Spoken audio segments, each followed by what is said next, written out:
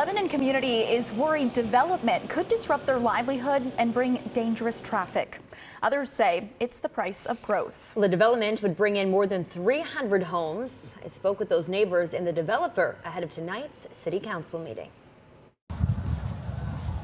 Here off Maple Hill Road. It's just beautiful. It's quiet.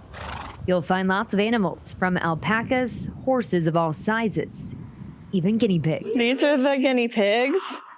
We have 17 girls. For Allison and John DeAndrea, they are sharing their lifestyle and love for animals on their property. But their quiet livelihood is now threatened by potential development. Local developer Summit Development LLC proposed 311 homes around their property. The whole entire left side of our property.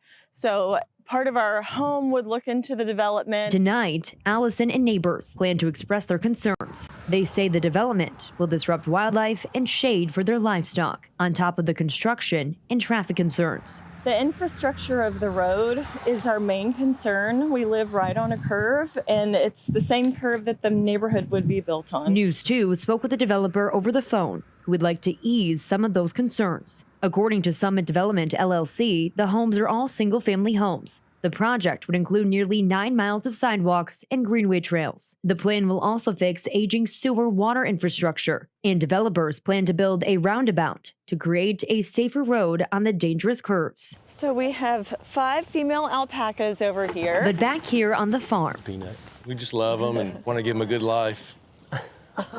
Allison and John and neighbors hope to convince city leaders to preserve their quality way of life. We're just trying to preserve what we can, Right. you know? We're hoping this will be generational land for, our kids and grandkids, and we don't want anybody to build on it.